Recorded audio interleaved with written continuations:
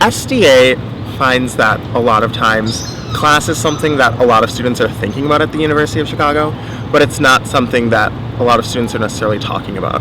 So what we wanted to do is we wanted to get real stories to share with people, and we wanted to create an advertising campaign so that way it would be a conversation starter. What we did is we crowdsourced and sent out an anonymous survey to some low-income first-generation students on campus to get their stories about how class has affected their time here at the university.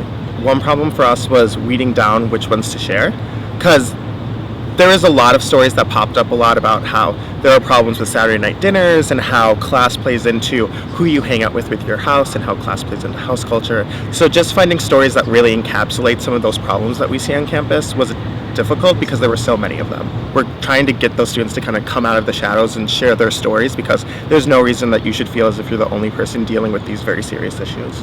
One board that we put up, and a problem that we've seen popping up more and more over the course of the year, is that some students are having problems paying for the textbooks that they have for classes. So that was one of the boards that we had, where a person posed a question where, have you ever not taken a class because you couldn't afford the textbooks? Saturday night meals are something that a lot of students don't think about, because it's fun and it's exciting to go into the city. The city of Chicago is like one of the great resources that this university has, but sometimes it's a resource that students can't always take advantage of. The signs were something that we were really excited about. We put a lot of work into trying to find those stories and making sure that those stories accurately convey the reality that some students on campus have to deal with, and I think we did a fairly good job of that. Socioeconomic diversity is something that usually goes pretty undiscussed beyond, you Chicago secret snafus, which is not the place to have that discussion. If you're friends with the kind of people that those signs are directed to, that is people who are not aware of the different socioeconomic distinctions that exist on our campus that are very real, but again often go undiscussed. So if you are having that conversation with that kind of person, I can totally see how it would start a dialogue and a discussion. I had a couple of conversations with people about it, and the consensus was generally the same.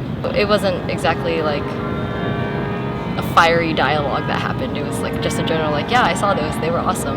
Honestly, I haven't paid too much attention to them. I saw them and they're definitely eye-opening though. It's surprising that some kids are actually struggling so much. I didn't realize it, and definitely good to have these signs around, bring up awareness on this issue.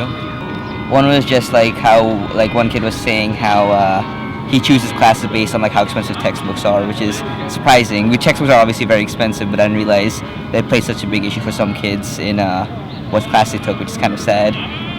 Honestly, I haven't really talked to too many people about this.